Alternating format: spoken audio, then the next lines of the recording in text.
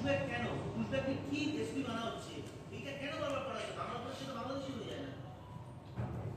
বাঙালির উপরে অত্যাচার আমরা হলাম ভারতীয় বাঙালি, আমাদের নিজেরা ভারতীয়, আমাদের উপরে যত অত্যাচার হচ্ছে এটা অগণতন্ত্র আনকনস্টিটিউশন, সেটাই সুপ্রিম কোর্ট বলেছে। কিন্তু এরা কনস্টিটিউশনটা কিন্তু মানতে চায় না, এরা তো কনস্টিটিউশনটাকেই মানতে চায়, এরা তো চায় যে এই কনস্টিটিউশনের কোনো অস্তিত্ব রাখতে চায় না।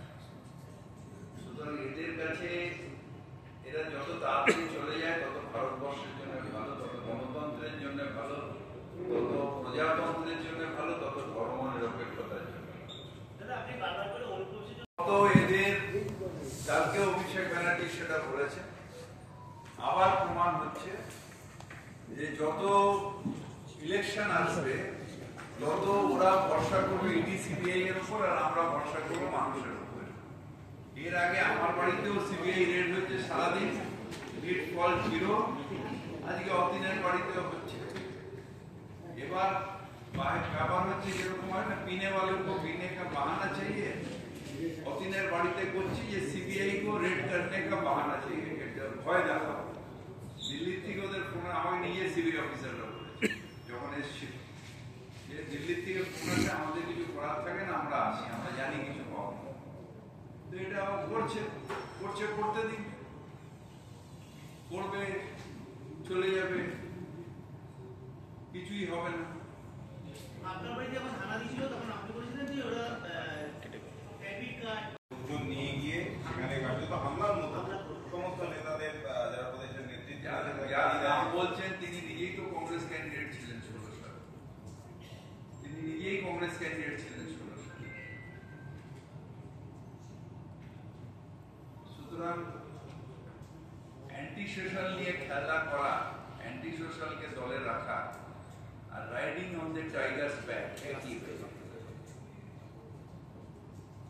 এটা খুব ডেঞ্জারাস ট্রেন্ড। রাজনৈতিক সৌজন্য বলে তো একটা জিনিস থাকে, মানে সৌজন্য নয়, আবার অ্যান্টি সোশ্যাল মানে এরকম দেখা যায় না।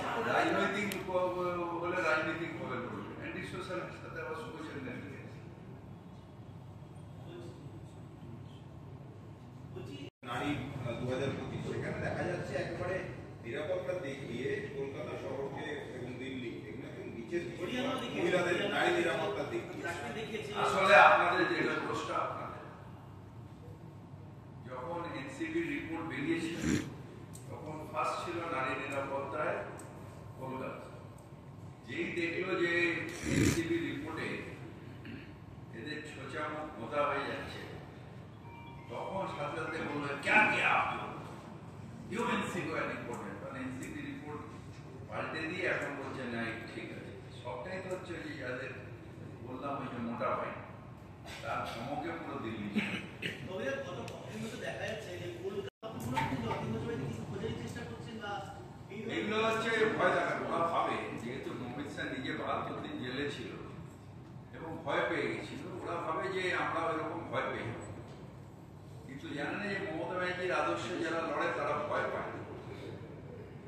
এখন আমাদের এত বেশি মিসইউজ অফ সেন্ট্রাল এজেন্সি করেছে, এখন হয়ে গেছে যে ডর সে ডর নেই লাগতা, ভয়কে আর ভয় পাই না। তাই আমরা লড়াই করব, এগিয়ে যাব, আর চতুর্থবারের জন্য মুখ্যমন্ত্রী হবেন মমতা ব্যানার্জি।